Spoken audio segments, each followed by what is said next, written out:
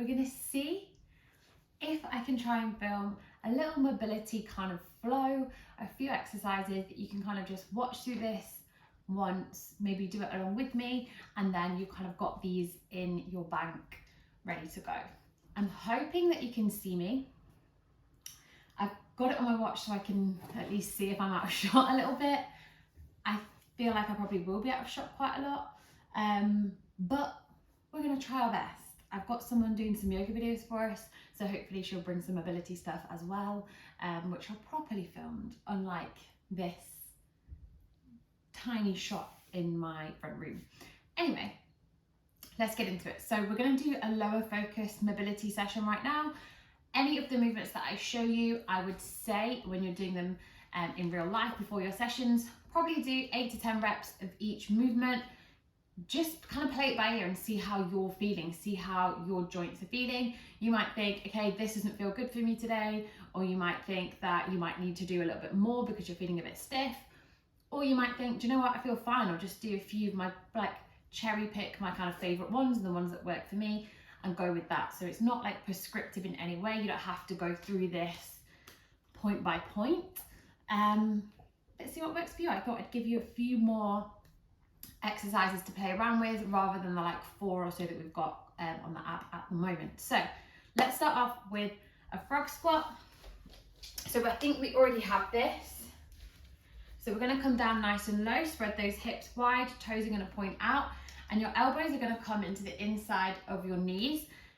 Your frog squat might not look like this, your hips might be higher up, your legs might not be as far apart. That's perfectly fine.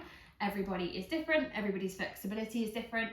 What we're going to do is kind of roll heel to toe, moving side to side, pushing those knees out with our elbows, and literally just rolling side to side, keeping it nice and mobile. All of these kind of warm-up mobility movements will be moving, so they'll be dynamic. We're not going to be holding any of these poses. We're going to be kind of moving through them, so literally just move side to side. And then when we've done that for 8 to 10 reps, we'll start to stand up. So hands on the floor, hips to the sky, bum down again. So here we're stretching through the back of the hamstrings. And again, keeping it moving, keeping it flowing through. We're not holding that pose at the top. We're moving through that each rep. And then we can come back into a frog squat, whatever feels good for you. Then after that, we're going to move into an inchworm. So we're going to stand up tall, and we're going to walk our hands out onto the floor into a nice strong push-up position, and then push the floor away, trying to keep our legs nice and straight throughout. Obviously there might be a little bit of a bend in the knees as we come down, depending on how tight the hamstrings are, but generally we want to push that floor away and try and keep the legs as straight as possible. Again, flowing through as many of these as feels good. Beautiful. Then we're going to move into a cat-cow. So for this, we want to come into a tabletop position. So we're going to have knees over hips, and we're going to have wrists, elbows and shoulders in a line. And we're also going to have a rex. Thank you. Go lie down. And for our cat-cow, we're going to arch that back, lift the head, lift the hips, and then roll all the way, arch the back, tuck the chin, tuck the hips underneath, and flow through that. We're going to breathe in as we come under, and breathe out as we push away. Again, flow through that as many times as you feel is necessary. And then when you're finished there, we're going to take it side to side. So bringing the hips round, bringing the chin round, dropping the shoulder,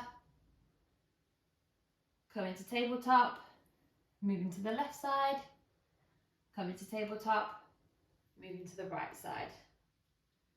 From there, we're going to drop it back into child's pose. So send those knees out, hips back, and push the floor away, forehead close to the floor. Then we're going to come back up to tabletop, tuck those toes underneath, send the hips up to the sky into a downward dog, push the floor away and pedal with your legs back and forth. So again, we're not holding that stretch, we're pedaling the legs, really feeling a stretch through the hamstrings. Heels do not have to be on the floor. Again, it's going to depend on flexibility. And then we're going to come all the way into that tall push-up position. Lower ourselves down to the ground. If you need to take knees down, take knees down. Lower to the ground and lift that chest up. Take a nice big stretch here. Again, yours might not look like this. Come down to the floor and back up. If you want to take that side to side again, take that side to side. And flow through that a few times. So back into downward dog. Child's pose rather, up into tabletop, then into downward dog. You can tell I'm not a yoga teacher. Pedal those legs out, a few reps. Up into a high plank, knees down, chest down, up into a cobra. Side to side if you want. You don't have to. Roll back into child's pose. Up into downward dog. Pedal those legs out. Then once we're here, we're going to send one of our legs up towards our hands. Come into a nice deep lunge, drop that back knee. And we're going to keep our chest up high and really sit into that front hip. Making sure we're kind of coming back and forth, releasing the tension and back down. Again, not holding that. If you want to bring the knee out to the side, give it a deeper stretch, go for it. We can bring our hand to the floor, stretch in the torso, and back down into downward dog. Pedal the legs out again, and then we're going to switch legs. Back knee drops down, chest is up, sitting into that front hip, kind of bouncing back and forth with control. Send that knee out if you want to, if it feels good. Twisting the torso. And back down to downward dog.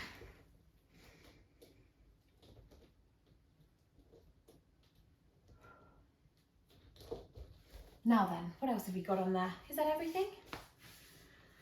That might be everything. So have a little flow through some of those movements and see how you feel. You might not feel comfortable doing them on the gym floor before you squat, for example, like the whole flow. It might feel like you're doing a bit of yoga on the gym floor. But I'm sure there's a quiet space somewhere. If you're at Physique, pop yourself upstairs. There's loads of mats up there. Have a little flow, loosen those hips up, loosen those hamstrings up before you get into your session. You don't have to flow through all of those exactly as I did. You can cherry pick a few of those movements, see how they feel, take them with you, and see how they improve your sessions, how your squats feel much better, how your lunges are going to feel much better. All those compounds will feel much, much juicier when you've prepared those joints. So let me know how you get on, let me know if that's helpful, and let me know if you want to see an upper based version as well.